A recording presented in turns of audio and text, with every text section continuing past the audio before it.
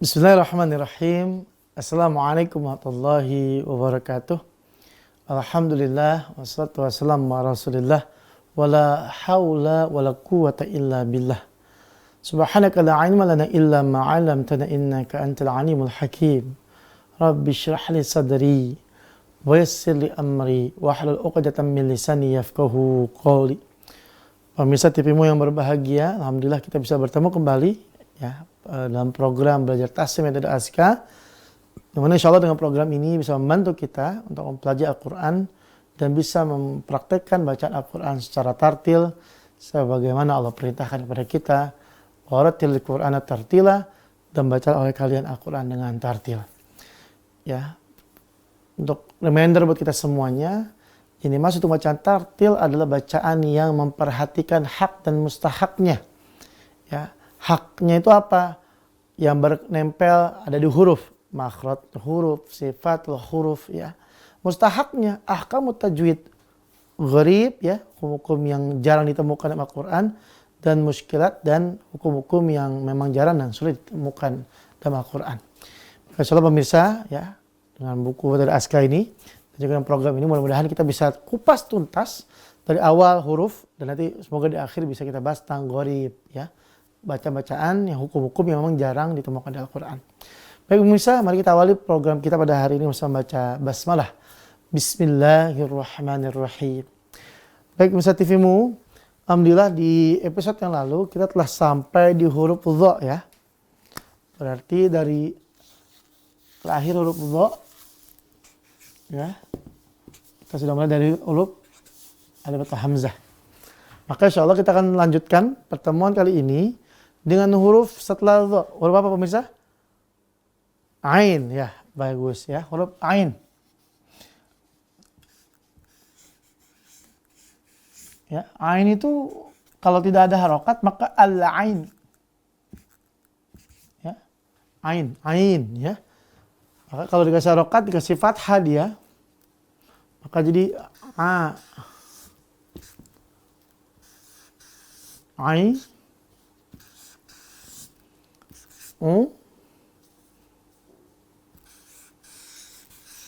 A.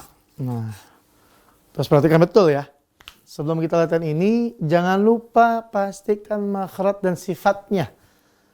Ini fondasi awal yang sangat bagus dalam rangka kita membaca Al-Quran dengan tartil.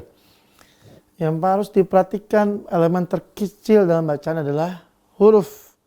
Maka pastikan betul huruf itu ada dua. Ya, ada dua aspek dia. Huruf ada dua aspek.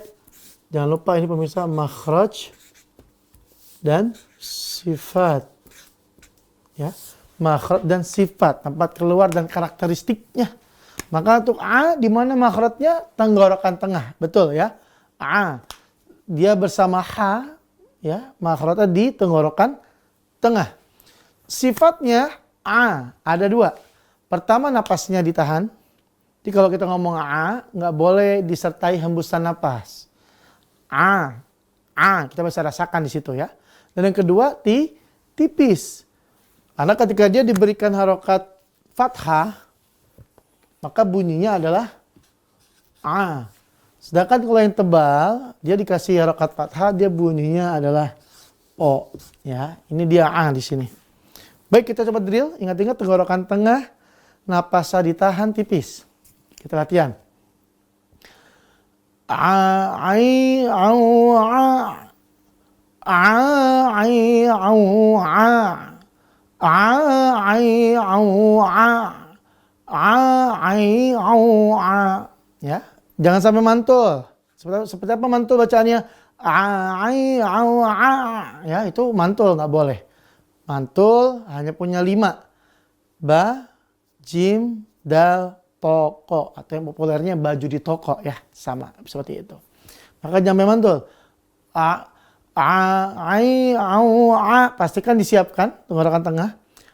Ai, au, a, ai, au, a, ai, au, a, ai, au, a, ya seperti itu. Ain tenggorokan tengah.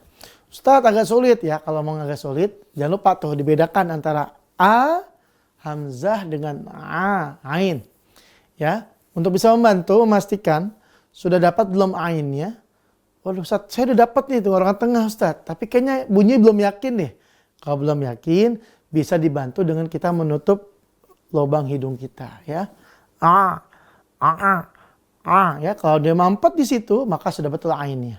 Tapi kalau nggak mampet berarti dia bukan ain, tapi hamzah. Gitu pemirsa ya, kita ulangi lagi.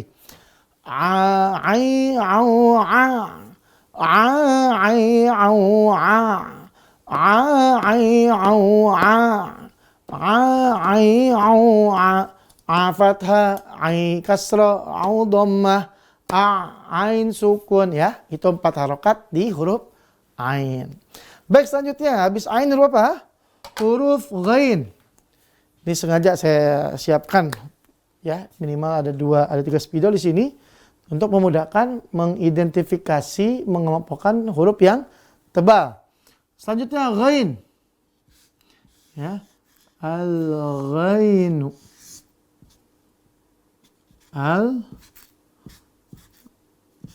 Al-ghainu ya. Ghain.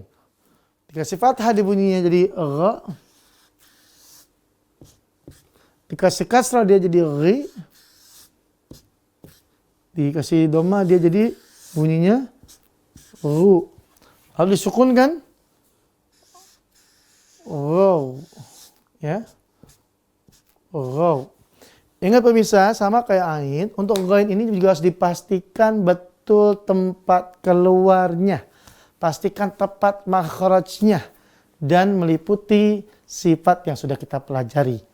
Ya. Seperti apa bunyinya? Seperti apa nanti latihannya? Kita akan kembali setelah jeda yang berikut ini. Jangan kemana-mana. Baik pemirsa, kita ketemu lagi di segmen kedua ya, di episode ini. Tadi di akhir segmen pertama kita udah bahas ghain nih.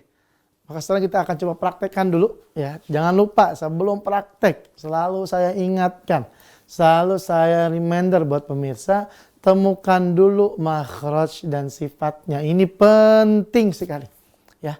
Jangan sampai belajarnya jadi kurang maksimal karena tidak memperhatikan makhraj dan sifat. Ustadz ribet banget Ustadz. Ya emang begitu. Makanya Al-Quran itu muta'abbad bitilawatihi, dinilai ibadah ketika membacanya karena ada S dan K-nya. Ada syarat dan ketentuannya. Apa syarat dan ketentuannya? Ini kita belajar makhrajnya, melafalkan huruf dengan tepat makhraj dan sifatnya. Tajwid harus kita kuasai dan kita amalkan dan baca Al-Quran. Ya, karena hati yang bersih tidak akan pernah jemu, tidak akan pernah jenuh, tidak akan pernah bosan baca Al-Quran. Kita pengen dong, Masya Allah ya. Ustadz, saya kalau lagi dibuka YouTube Ustadz dengan Imam Sudais, Masya Allah Ustadz. Saya kalau umroh Ustadz, kalau haji, Masya Allah, aduh. Sholat itu rasanya sejuk, betul Ustadz. Tenang hati ya. Nangis Ustadz saya karena terseduh-seduh, Masya Allah. Tapi gila saya sholat sendiri Ustadz, saya nangis juga Ustadz. Nangis, mau baca sholat apa bingung. Ya 3 kul lagi, udah putar-muter, udah khatam 2 kali-kali 3 kul. Qul huwallahu ahad, qul a'udzu birabbil falaq, qul a'udzu birabbin nas. Itu aja Ustadz saya putar-puterin. Sholat 17 rakaat itu ya. Makanya dari sinilah kita mulai dengan apa? Belajar dari bagian yang terkecil. Itu pemirsa ya. Baik lanjut. Di ghain. Ya kita lafalkan. Ingat-ingat makhrajnya tenggorokan atas. Jangan lupa. Dia bersama kha ya. Tenggorokan atas. Kita lafalkan. Ghi ghubau ya. Kita ulangi lagi. Ghi ghugau. Ghaghighu ghaw.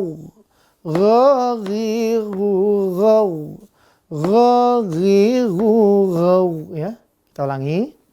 Ghaghighu ghaw. Pastikan makhrajnya tepat, tenggorokan atas. Coba dipegang tenggorokannya pemirsa. Gha ya, harus tenggorokan atas, enggak boleh ke tengah apalagi ke bawah. Kita ulangi. Gha pastikan dipegang tenggorokannya. Ghaghighu ghaw. Ghaghighu ghaw. Ghaghighu ghaw. Ghaghighu ghaw. Ustadz, kok nggak kayak drill makhraj aja kayak kelompok metode askar Ustadz? Kan gampang tuh. Ghaghighu bau. Kan gampang gitu ya. Untuk kita melihat gha itu sukun seperti apa. Nggak apa-apa, ini karena ini latihannya harokat, ya hurufnya kita samain aja semuanya. Ya, go, ri, ru, rau, tentu agak ribet, agak sulit, tapi nggak apa, go-nya biar betul semua. Kan awal udah go, ri, ru, rau, rau ya, go-nya 2, 1 fathah, satunya sukun. Itu huruf go pemirsa ya, al-ghain. Go, ri, ru, rau ya. Itu huruf ghain. Lanjut. Go ini fathah, jangan lupa pemirsa. Ri kasroh, gu doma, ini sukun. 4 harokat yang kita pelajari. Selanjutnya huruf apa pemirsa? Huruf fa ya. Huruf fa. Kalau di urut nama bunyi aslinya sebelum kena harokat adalah al-fa'u. Ya. Maka dibunyikan dia kalau dia berharokat fathah fa, lalu dia kasroh fi, dia doma fu, dia sukun faf. Ya, al-fa bunyi aslinya sebelum kena harokat. Lalu ada kena fathah fa, kasroh fi, doma fu dan faf ya sukunnya. Kita coba drill. Sebelum drill saya mau tanya pemirsa masih ingat di mana makhraj fa? Kalau masih ingat kelompok berapa? Ya. Oh ya betul, alhamdulillah ya. Fa kelompok pertama dalam metode aska. Lalu di mana makhrajnya? Ujung gigi seri atas bertemu bibir bawah bagian dalam. Saya ulangi. Ujung gigi seri atas bertemu bibir bawah bagian dalam. Ya. Kenapa mesti saya ulangi terus biar kita bisa menghafalkan, menguasai tanpa menghafal. Ya, kita optimalkan kekuatan mengulang, the power of repetition. Kita ulangin terus ya sampai benar-benar di luar kepala. Ustaz apa Ustaz? Alhamdulillah ya karena sering diulangi, sering dipraktekkan. Saya kira pemirsa juga bisa insya Allah ya. Karena alhamdulillah pengalaman kami mengajarkan buku metode aska ini, ada murid kami ya di awal nggak bisa apa-apa. Nggak bisa baca, makhrajnya pun nggak ketemu, boro-boro makhraj. Baca Quran itu pakai huruf Latin. Jadi kalau pemirsa ada beberapa Quran itu ada Arabnya, ada artinya tuh tengah-tengah ada Latinnya, bacaan huruf Latin gitu. Alhamdulillah setelah belajar bersama kami, 1 tahun belajar tentang metode aska ya, huruf segala macam, sekarang bacanya sudah bagus, alhamdulillah, sudah lancar.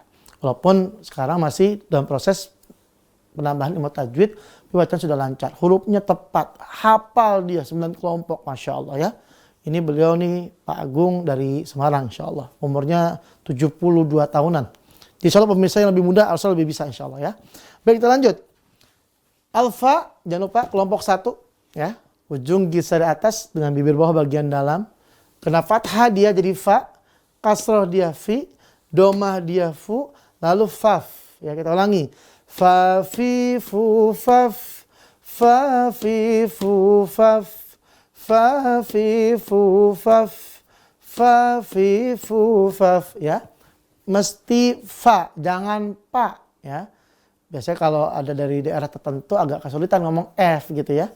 Kata siapa nggak bisa ngomong F, itu teh fitnah gitu ya. Itu ada fitnah. Fitnah, fa seperti biasa ya. Fa, fi, fu, faf. Itu huruf fa. Lalu setelah huruf fa apa Ustadz? Nah, kita akan jeda dulu sebentar. Kita akan break. Soalnya setelah jeda kita akan bahas huruf-huruf selanjutnya. Jangan kemana-mana, tetap di TV. Baik pemirsa, kita bertemu lagi di segmen ketiga di episode ini ya. Ini segmen terakhir. Kita akan lanjutkan lagi. Tadi di akhir segmen kedua kita bahas huruf fa. Sudah semua nih ya. Maka huruf selanjutnya huruf apa? Huruf qaf. Ya, huruf qaf. Ya, qaf. Boleh qafun, boleh al-qaf, sama saja ya. Al-qaf sama saja. Cuma atunya tanwin tanpa alif lam, atunya lagi alif lam, sama ya. Nah, qaf sebelum kita masuk latih, jangan lupa sebelum kita kasih harokat, tanda baca fathah, kasroh, dhamma, sukun. Pastikan kita masih ingat, masih hafal, masih menguasai makhraj dan sifatnya.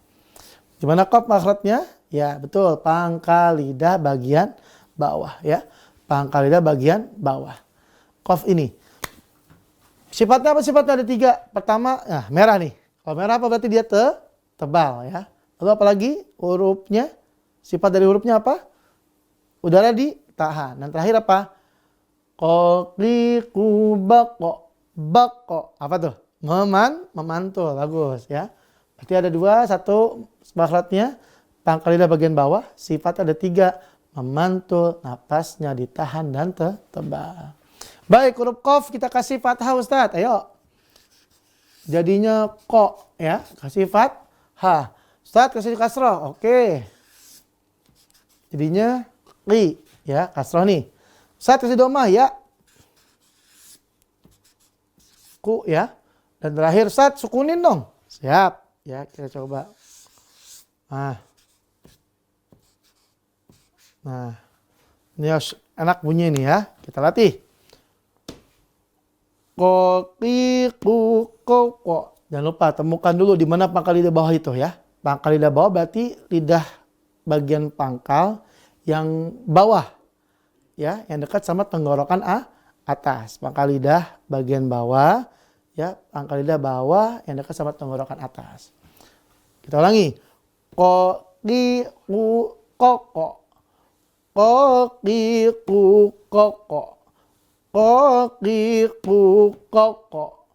Qoqiqu qoko ya. Ada pantulannya, jangan lupa. Saya ulangi lagi. Qoqiqu qoko. Qoqiqu qoko. Qoqiqu qoko. Qoqiqu qoko ya. Alhamdulillah. Itu huruf qaf ya. Baik. Setelah huruf qaf, satu huruf terakhir kita akan pelajari di episode ini ya. Huruf apa? Huruf kaf ya. Boleh kaf ya, kafun boleh atau al-kaf sama saja.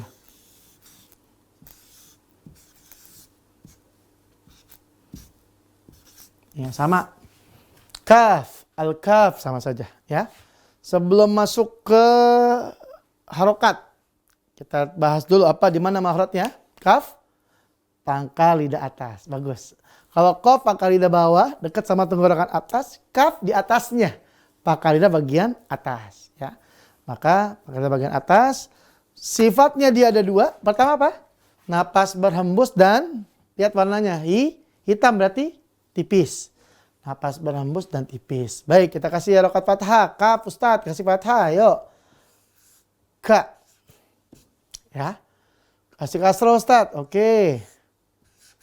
Ki. Domanya oke? Siap. Ku. Lalu kasih sukun Ustaz. Oke. Kak. Ya. Kita coba baca. Kaki kak. Ingat ada udaranya tuh. Kaki kak. Kaki kak. Kaki kak. Kaki kak. Kita ulangi. Kaki kak. Kaki kak. Kaki kak. Kaki kak. Ya, seperti itu. Itu huruf kaf. Jangan lupa, saya ulangin lagi. Makhrajnya, pangkal lidah bagian atas. Di atas ko, ya. Ko di bawah, dia di atasnya, ya. Ko-nya di sini, maaf, kita nyanyi pangkal lidah, ya. Kita taruh lidah kita misalnya, ya lidah. Ini kan ini tenggorokan ya. Untuk qaf di sini, ini qaf, kaf di atasnya di sini. Ya, seperti itu kira-kira letaknya. Baik pemirsa, alhamdulillah kita sudah mempelajari berapa huruf ya. Sekarang kita lihat coba 1, 2, 3, 4, 5. 5 huruf alhamdulillah ya. 5 huruf sudah kita pelajari dari tadi huruf A, ain ya. A. Al-ain, A, ain, au, a. Lalu ada huruf al-ghain ya. Gha, ghi, ghu, ghaw. Lalu ada fa ya. Fa, fi, fu, faf. Lalu qaf, qa, qi, qu, qa. Dan terakhir kaf, kaf, ka, ki, ku, kak. Alhamdulillah pemirsa. Insyaallah ya kita akan habiskan harokat fathah kasroh domah dari mulai ta sampai nanti ya insya Allah di episode depan terakhir insya Allah ya. Oke, pantengin terus. Nanti kalau udah habis nih 4 harokat, 4 tanda baca, ada fathah kasroh domah sukun, kita akan mulai masuk ke bagian harokat yang 4 selanjutnya.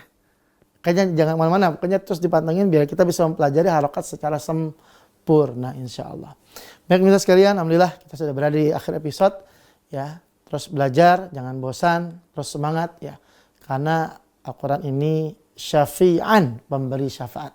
Kalau kita pengen selamat, nggak cuma di dunia, tapi juga di akhirat, maka yuk mulai sekarang kita gandrungi, kita akrabkan, kita dekatkan, kita perbanyak lagi kualitas hubungan kita dengan Al-Quran.